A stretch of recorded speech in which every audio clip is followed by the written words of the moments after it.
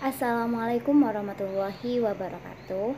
Perkenalkan, nama saya Siska Hidayati dengan NIM 203141168 dari Prodi Pendidikan Guru Madrasah Ibtidaiyah Universitas Islam Negeri Raden Mas Said Surakarta. Nah, di sini saya akan menjelaskan materi tentang ikatan kimia. Nah, subbab yang akan kita bahas yaitu ikatan kimia, ikatan primer, ikatan sekunder, dan ikatan hidrogen. Nah, yang pertama itu ikatan kimia. Ikatan kimia adalah gaya tarik-menarik yang kuat antara atom-atom atau antara molekul. Nah, gaya tarik atom ini membentuk senyawa yang lebih stabil. Nah, elektron terluar menyerupai elektron gas mulia. Nah, gaya tarik antar molekul ini menentukan sifat fisik dari suatu molekul. Contohnya titik didih air yang mempunyai titik didih tinggi. Nah, selanjutnya yaitu ikatan primer. Ikatan primer ini ikatan antar atom yang membentuk senyawa. Nah, energi untuk memutuskan itu relatif besar. Nah, contohnya itu ikatan ionik dan ikatan kovalen. Yang pertama itu ikatan ionik. Nah, ikatan ionik ini adalah ikatan yang terjadi akibat gaya tarik-menarik antar ion positif dan ion negatif. Nah, ciri-cirinya itu yang pertama terjadi antar unsur logam dan non-logam. Yang kedua terjadi karena adanya serah terima elektron dari suatu atom ke atom lain. Nah, selanjutnya ini pembentukan dan sifat ikatan ionik.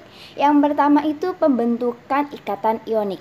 Na atau unsur logam ini cenderung melepaskan elektron dan Ci unsur non-logam cenderung mengikat elektron. Nah, yang ketiga itu Na. Na ini golongan 1A yang berubah menjadi Na+. Nah, yang terakhir itu Ci itu golongan 7A yang berubah menjadi Ci gitu. Nah, selanjutnya itu sifat dari ikatan ionik. Yang pertama ini titik lelah dan titik didihnya ini tinggi. Yang kedua itu larut dalam pelarut polar. Yang ketiga itu leburan dan larutannya ini menghantarkan listrik. Nah, selanjutnya ini ikatan kovalen. Ikatan kovalen ini ikatan yang terjadi akibat gaya tarik-menarik karena penggunaan bersama elektron. Nah, ciri-cirinya itu yang pertama antar unsur non-logam dengan non-logam.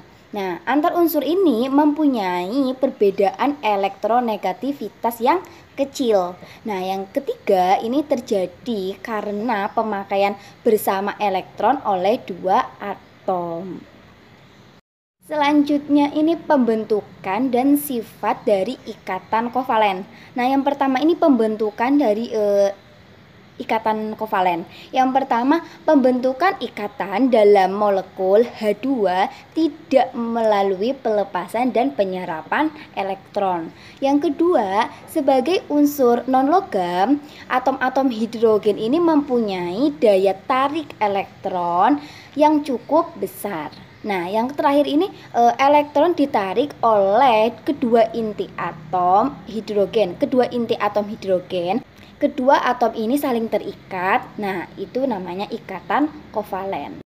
Selanjutnya sifat dari ikatan kovalen. Yang pertama ini pada suhu kamar umumnya kan berupa gas, misal H2, O2, N2, Ci2 dan CO2.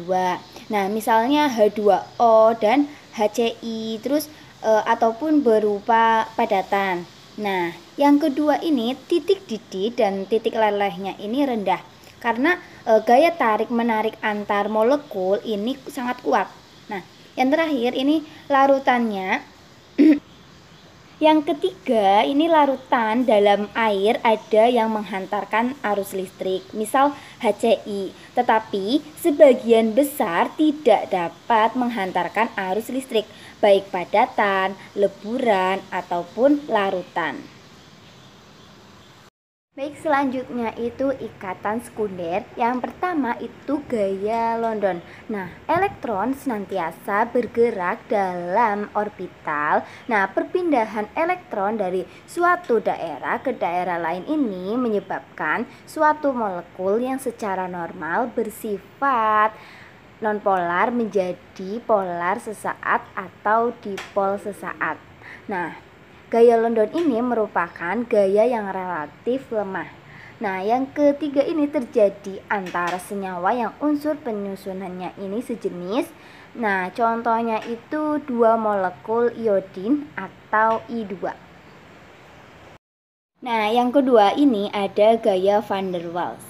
Nah, gaya antar atom suatu molekul yang cenderung bersifat negatif atau dipol negatif dengan atom dari molekul yang cenderung bermuatan positif ini disebut dengan gaya van der Waals.